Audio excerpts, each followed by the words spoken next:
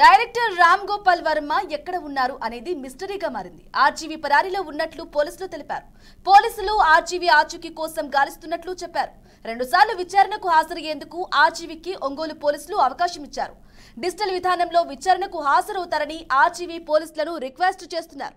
అయితే పోలీసులు అందుకు నిరాకరించారు. 2 సార్లు విచారణకు పిలిచినా నోటీసులను ధిక్కరించడంతో రామ్ గోపాల్ వర్మను అరెస్టు చేసేందుకు పోలీసులు సిద్ధమయ్యారు. ఆర్జీవీ ఫోన్ స్విచ్ ఆఫ్ పెట్టడంతో పోలీసులు ప్రత్యామ్నాయ మార్గాలు అన్వేషిస్తున్నారు. తెలంగాణ పోలీసుల సాయంతో ఆర్జీవీని ట్రాక్ చేస్తున్నట్లు సమాచారం. తమిళనాడు, మహారాష్ట్ర, కేరళ, హైదరాబాద్లో ప్రత్యేక బృందాలు గాలింపు చేపట్టినట్లు తెలుస్తోంది. ఈ కేసులో తనకు ముందస్తు బెయిల్ ఇవ్వాలని రామ్ గోపాల్ వర్మ ఏపీ హైకోర్టును ఆశ్రయించారు. ఈ పిటిషన్పై హైకోర్టులో ఇవాళ వాదనలు జరిగాయి. ముందస్తు బెయిల్పై తదుపరి విచారణను హైకోర్టు రేపటికి వాయిదా వేసింది. దీనికి సంబంధించిన పూర్తి డీటెయిల్స్ మా ప్రతినిధి క్రాంతి అందిస్తారు. క్రాంతి.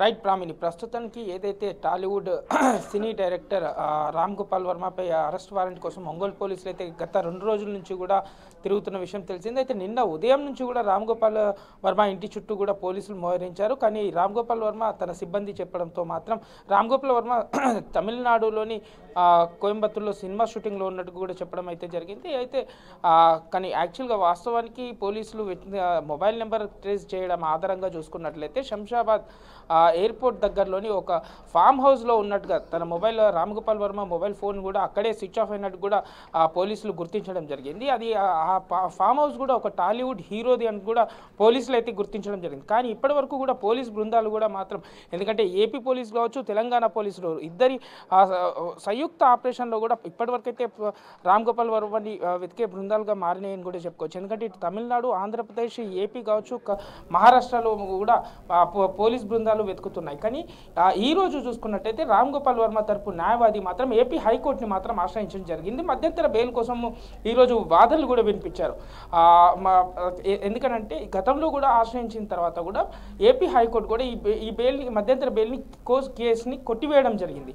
కానీ ఇప్పుడు 2 నుంచి 3 వారాలుగా నాకు సమయం కావాలంటూ కూడా మరోసారి అయితే హైకోర్టుని ఆశ్రయించిన రామ్ గోపాల్ వర్మ ఈరోజు దీనిపై వాయిదా వేస్తూ రేపటికి ఈ కేసుని వాయిదా వేయడం జరిగింది. ఎందుకంటే ఎట్టకేలకు దీనిపై మధ్యంతర బెయిల్ రామ్ గోపాల్ వర్మకి ఇచ్చే అవకాశం ఉందా లేదా అనేది మాత్రం రేపు మధ్యాహ్నం తర్వాత, లంచ్ తర్వాత మాత్రం దీనిపై ఉన్న ఉత్కంఠని వెలుగులోకి వచ్చే అవకాశం అవుతుంది ఖచ్చితంగా. ఎందుకంటే రామ్ గోపాల్ వర్మ ఏపీ పోలీసులకు ఈసారి భయపడుతున్నారు. ఎందుకంటే ఖచ్చితంగా ఇటు సోషల్ మీడియాలో ఎటు చూసినా కూడా యాక్టివ్గా ఉండే రామ్ గోపాల్ వర్మ ఈసారి ఆ ఏపీ పోలీసులకు వెనుకడుగు వేస్తున్నాడా అనేది కొంత తెలుగు ప్రజల్లోకి మాత్రం ఉత్కంఠంగా మారిందని కూడా చెప్పుకోవచ్చు.